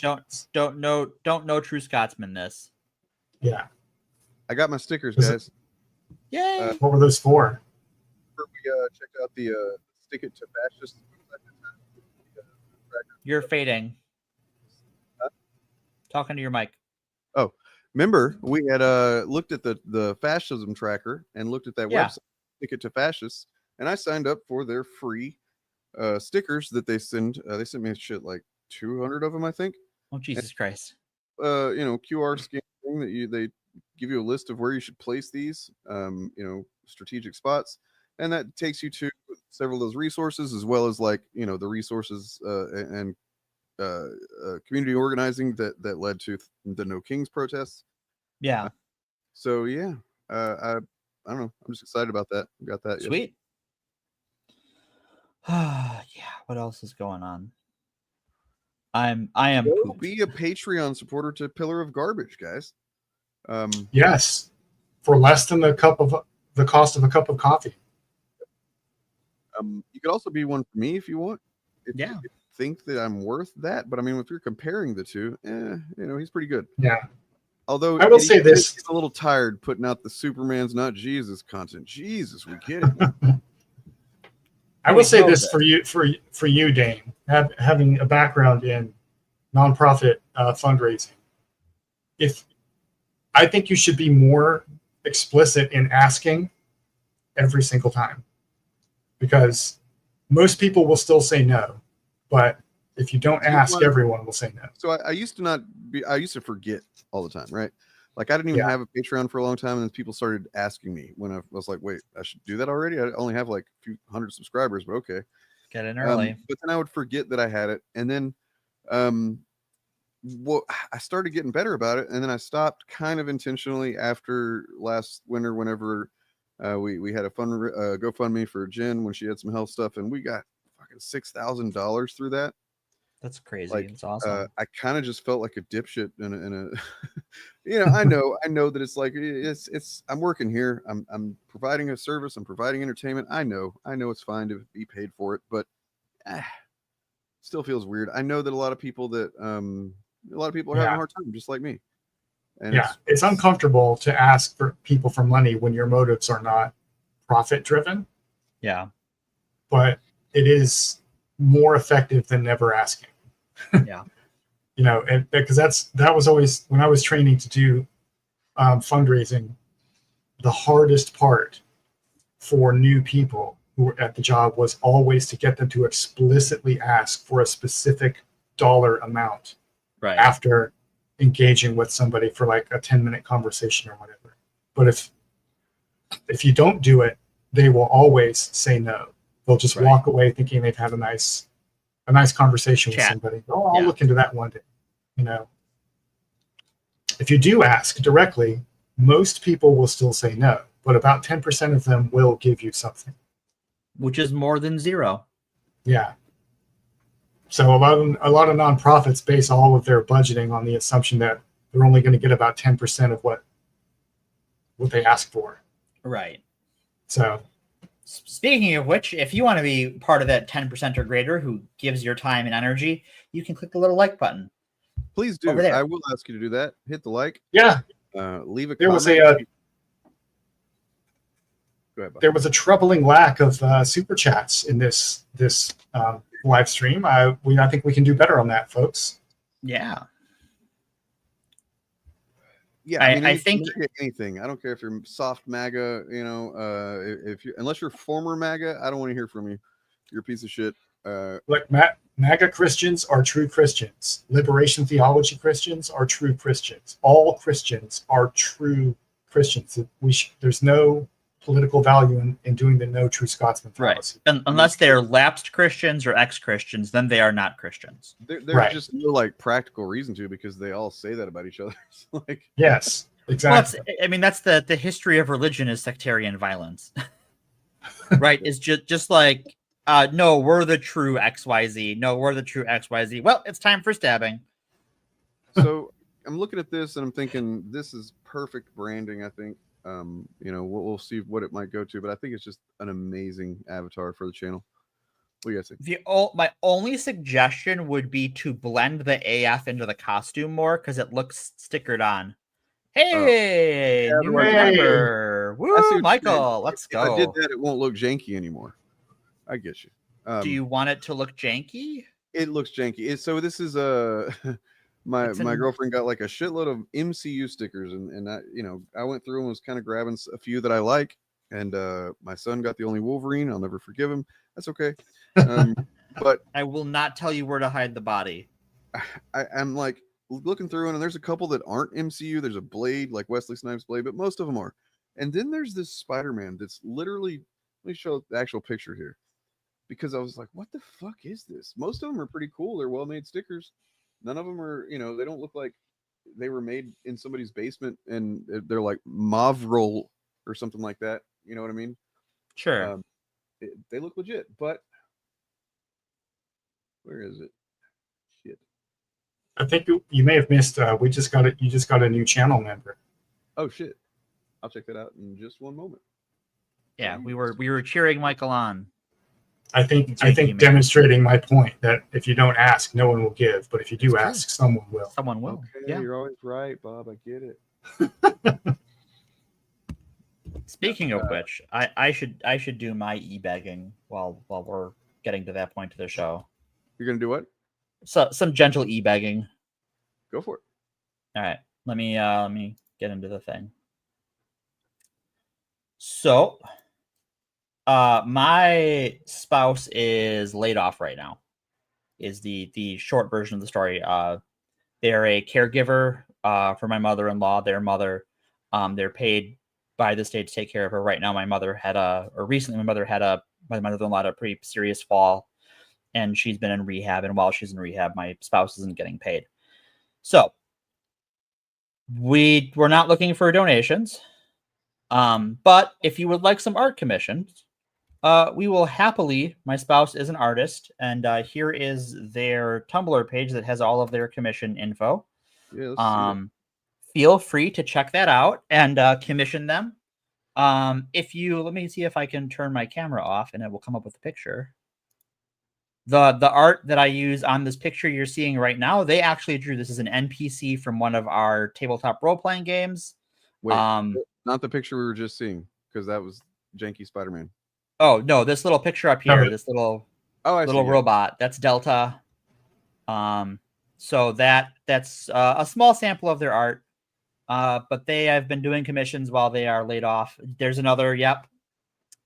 So feel free to check that out, and we would appreciate the contribution. Thank you so much. Hell yeah. And if you only have a little bit to help out, I would suggest go ahead and check that out, because I'm literally just asking for money at this point. Morgan's spouse is doing art. Yeah. They do well, character you're providing content, Dane. That's true. You're providing content, yeah. Yeah. I am just a guest and a cheerleader, depending on whether it's for you or my spouse. Well, thank you guys very much for being here for another Sunday and another FAP. I hope you're all nice and relaxed and have post-FAP clarity. Yes, good old post-FAP clarity. We need to instill that as like some kind of outgoing statement. They do not have a deviant art, J Kong. Let me double pun. No, they don't have a deviant art. They're right over there. They're the secret executive producer of the FAPcast. It's so secret they don't even know that. I was gonna say, with my headphones on, what? Love you, sweetie. We're dorks. It's wonderful. Don't mind us. Amazing. Great people. And you're all great people too, unless you're like some kind of asshole and you're just sitting there and you didn't say anything and you're actually sitting there going, oh, these people are all shitty and ugly and stuff, because that's not true. We're awesome and we're beautiful. But if you don't like what we have to say, if you don't like our content, I don't know, man. I don't know what to tell you. Click the like button and subscribe to the channel for more shit you hate. Yeah, because you've been listening for 2 hours of his shit you hate, so you're clearly getting something from it. So yeah, why don't you get more of it? Then here's what I say. Enjoy the negative grift, guys. I'm out. So what's the lowest tier on your Patreon, Dane? What's the lowest tier amount? Forget, actually, it's been a while. I think it might be $5. While you're looking, this is this is the Spider FAP, right? This is yeah. So that's exactly how the thing looked. I was just like, what even is this? That's not any costume. I mean, it's the closest it is like the Future found it, but it's not even close to that. No. This is like a Japanese Spider-Man or something. No, even that doesn't look like that because I've watched that show. I fucking love it. Yeah. So my cheapest is the Chill AF at $3 a month. I got 6 amazing people at that price there. A few bucks per month, pretty chill, but still very much appreciated. And for that tier, so folks, $3 a month is less than you pay for a cup of coffee. It's way less than you pay for a cup of coffee. People pay $3 every day for a cup. Kind of more like what you pay for a cup of coffee if you're one of these outside coffee drinkers. Based AF is $6 a month. There's that one. That's less than like a cheeseburger, like a good cheeseburger. And then I've also got $15 a month. That's dope AF. Only got one of those, but very valued member. And then I also have one heroic AF member at $30 a month. That's crazy. Woo! Woo! That guy. Look at that. See, like $30 a month is less than $1 a day. Yeah. So if you love Dane's content, you can certainly sacrifice 1 cup of coffee every month to help him out. And a reason that we are mentioning this as well is because there's going to be some new content coming soon. New stuff. We've talked about it a little bit. You might have seen some of it. And some of that stuff is going to be exclusive to members. Not all of it. But we are also going to talk about looking at doing stuff like, watching movies together and whatnot as, member support kind of private thing. Done that before. It's been a couple of years, but I did enjoy it when I used to do that. Yeah, so that's stuff to do, stuff to consider, right? Mm-hmm. Yeah, we are. are.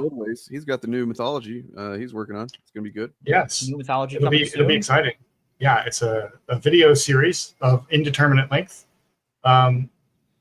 exploring the idea that comic books, superhero movies, sci-fi, all these things that we love to talk about here are the gods and heroes of the modern mythology, and there is value in engaging with these stories the same way that ancient people engaged with their mythologies, seeking, as vehicles for delivering philosophical ideas and making meaning in our personal lives, and making meaning out of broader societal trends. And when appropriate, we will be exploring the ways that people like Jordan Peterson and guys like him who talk a lot about heroic archetypes are lying to you about ancient mythology. Damn. Thank you, Michael. New member and subbed on Patreon. Thank you, Michael. Thank you. I guess, Bob, you're right. I just need to ask. Just ask.